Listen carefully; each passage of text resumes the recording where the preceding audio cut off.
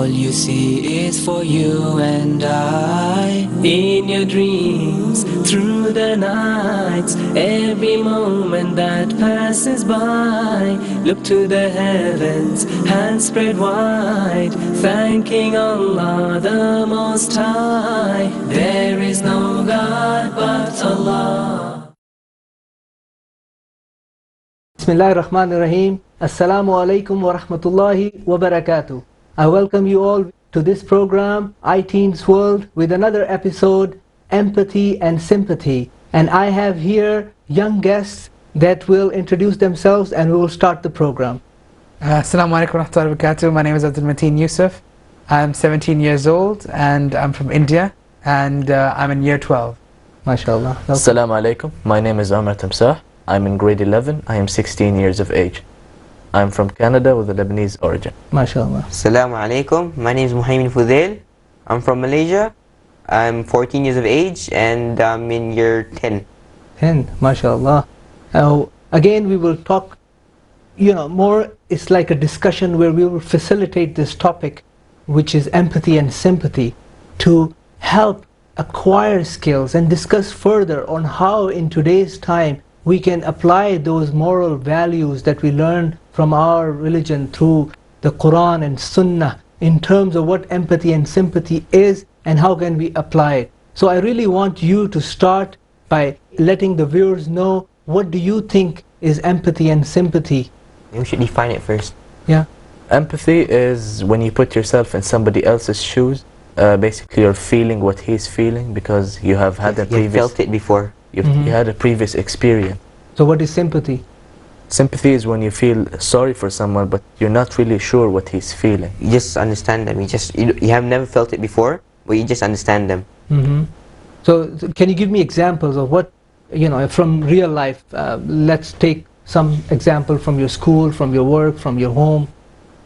Well, first of all, I have a very good example about empathy which has been prescribed to the whole ummah, which is fasting the holy month of Ramadan.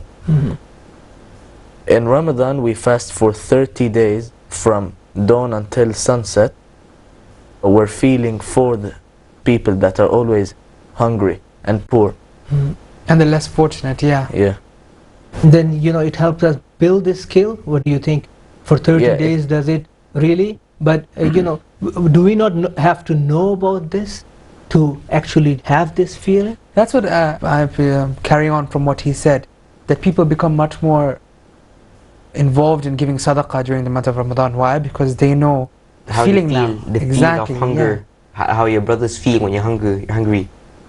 And the feeling, when you don't have much to enjoy, you understand that now, and that's the blessing of Ramadan in the moral and physical and the mental capabilities that it gives you to understand such stuff. But empathy, like you said, is that feeling, right? But you also have to know what empathy is according to Islam. So this is one example. But some of the times we do fast, but we don't know this. We don't know that by doing this we will feel that empathy towards the people that don't eat. So how can we then do it? So it's really important. I really like your example, but I want to know more in terms of what else you think empathy is. I think empathy can also apply to, for example, in school, when you see bullying some kid over there, okay, you should know that that is something wrong, and you should feel how bad the person who's getting bullied feels, and you should go and do something. For example, go and stop the police from hurting that person. Anti-bullying.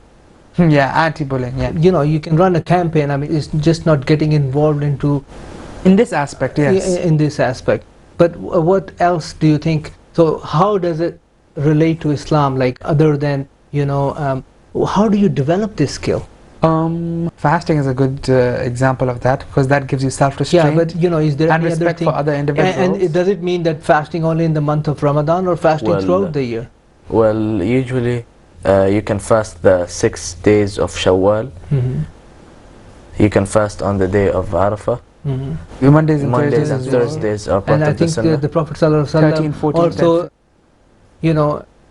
said that the youth should fast if they feel that, they are not married, and it helps. And I think a lot of young brothers, mashallah, have taken this, and you can see a lot of more people actually fasting on Mondays and Thursdays, which we might not be exposed to it, but there are other people that if you are a regular visitor and you will find good companions, you will see that they are practicing it more than before. Well, the problem is a minority of Muslims, mostly in youth, they don't know the purpose of fasting. Yeah. Yeah, true. Some people just fast because of the money you get after Eid. so like you just fast. Oh, you fasted this whole Ramadan. Here's some money.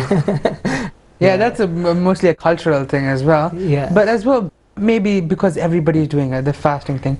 Apart from the fasting thing, one should have an open mind to understand the people's feelings. And always, when I've heard the thing about empathy, when you're having arguments, basically, when that person is arguing and this person is arguing, whether it be in your family or your school or work or wherever, you should always try to put yourself in that person's shoes. For example, if my sister usually tells me that you're very rude to me and you always take my things, okay, I say no, I don't. But then when I got to think that from her perspective, I am barging in her room and digging for stuff, or whether it be my pencils or something. Yeah. So you should put yourself in other people's shoes, in their point of view, so that you can stop conflicts. It's not other people's shoe only, but also their point of view, but how they look at things. Yeah. Perhaps you are being just normal, but for the other person it might be different. Look at the bigger picture, like as we discussed before. Yeah, I think I went to a youth leadership camp outside to a place where they were not the most privileged kids, and they were saying, what would you know about our situation? What would you know if you haven't come and visited our home? So you can talk about all these things about developing skills and developing that social entrepreneurship concept, but he said, have you looked at it in our lives? Then only. And that's why I remember the Sahaba and Umar radiallahu anhu, he's going at night and he's traveling through the city to see if people are in need or not. It's like going to them. There is one sadaqah that you just take the 10 dirhams that you have saved over the Eid and drop it into a box. But there is the other 10 dirhams that you actually go in that underprivileged area and you support something. You buy a bag, you buy some food, and you actually give it to that person who needs. And perhaps give it in a way that is not even, the person, it doesn't feel bad about it, doesn't feel, it's just like another gift. I think this is what it is. It's going to that place and giving that help, providing that support, rather than just, I can perhaps take some money out and put it in that fund or that fund. But that is good, nothing is wrong with this. But actually empathy is when you actually go and visit, sit down with them, eat with them, and then you realize what they are facing. So we can always say things from our perspective and looking at our way of life, which perhaps Allah subhanahu wa ta'ala has given us the opportunity to be in a good situation. But there are other brothers and sisters all over the world that are suffering. But I think the topic of empathy and sympathy, I think that it can refer to people in a corporate or in a youth leadership kind of way, not only people that are needy and people who are less fortunate than us. For example, a person who, as a leader, you should have empathy for your for people below you who you're responsible for. Actually, they're not your subjects. You're responsible for them. Your job as a leader is to guide them. To take care of them, your people, yeah. Exactly, yeah. To nurture your people. Exactly. So you should, whenever you have meetings and discussions, when they argue, you say, no, I want to do this only. We're going to do it my way. That's not going to help anybody. You should be having an open mind to listen to people. Yeah, I think this is part of the leadership development where you need to realize that difference between...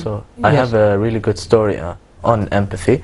One of the Sahaba, radiallahu anh, he received a big chunk of meat for Eid as a gift. And he thought about his neighbors because they were a bigger family and they were needier than him. So he passed it on to them. And what they did was they thought of their neighbors, which were needier, and they passed it on to them.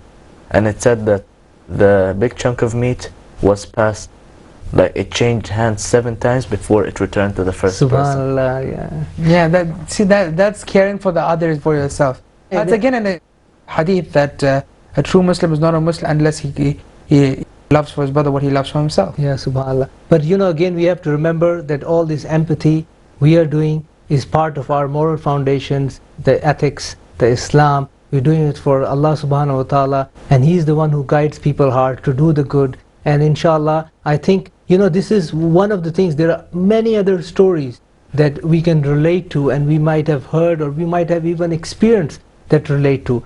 We'll be taking a short break, and we'll be back with iTeens World, and we'll continue talking about empathy and sympathy.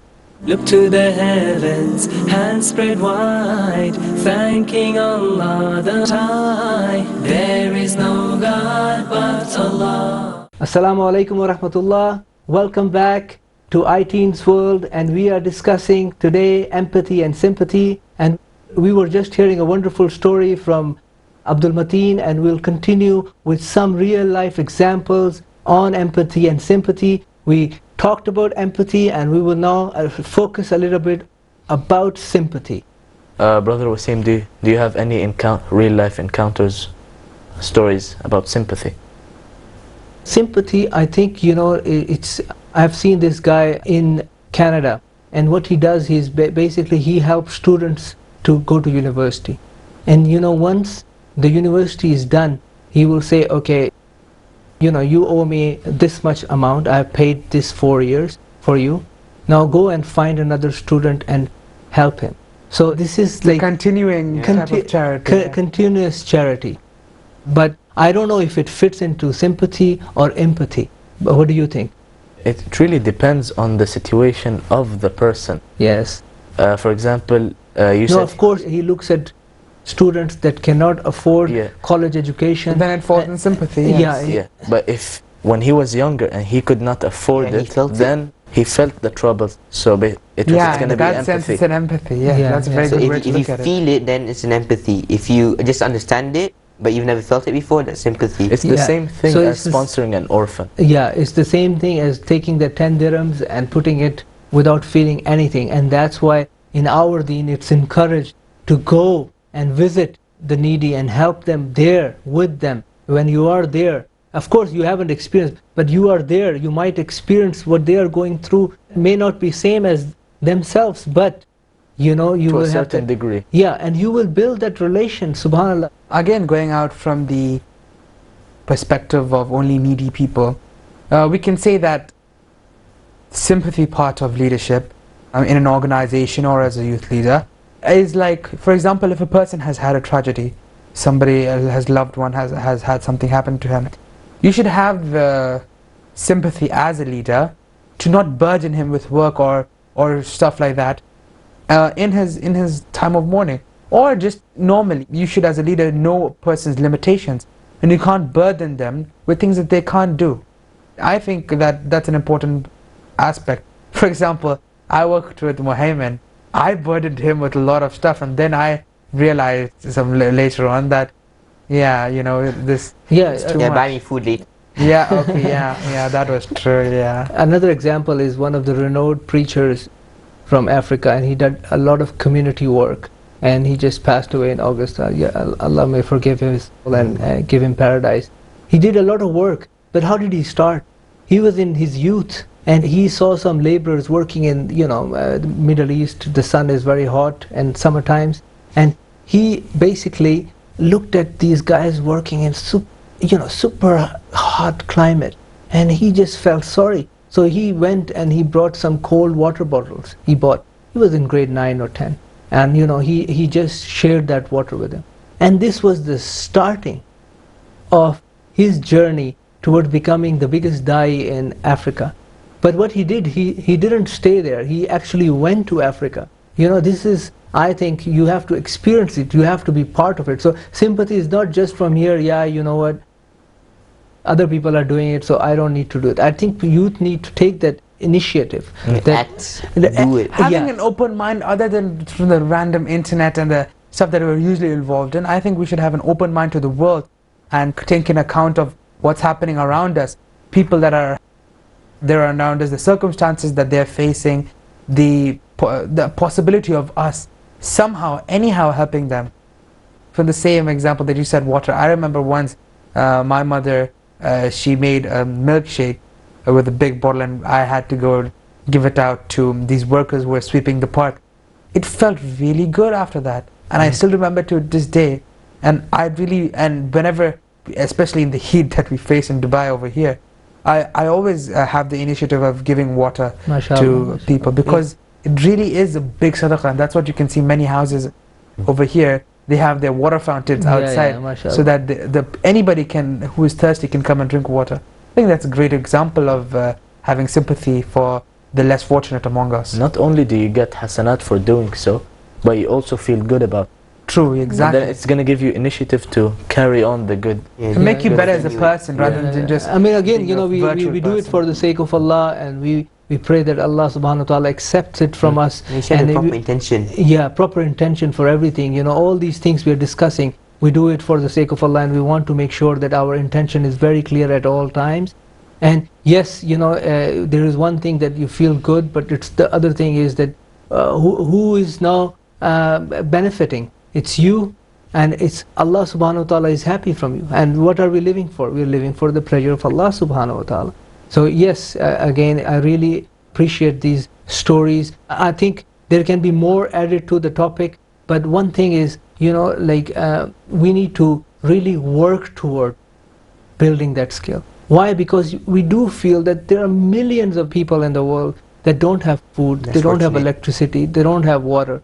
What have we contributed towards it? Yeah, a lot of people are working towards it, a lot of people are doing things. Have we done our share towards the world humanity? And it may not even be in a objectified way. It can just be saying something nice to people. Yeah. I've had, just by a person smiling at me, I feel much better. Yeah. And that I try to reciprocate the same thing by smiling. Just a small example, and the Prophet ﷺ said, smiling is a sadaqah. Why? Because it really has an impact on people when you actually do it. I mean, there is another example. One of my colleagues, he was saying, when you visit old people's home, you feel so welcomed. And subhanAllah, now we have old people's home in Muslim countries, some of the Muslim countries. And he was saying that if you visit them, subhanAllah, they give you so much dua. And these are all Muslims. But subhanAllah, for some reason, they are not staying with their families. They have been moved out, or for some reason. And visit the old. This is one of the as well.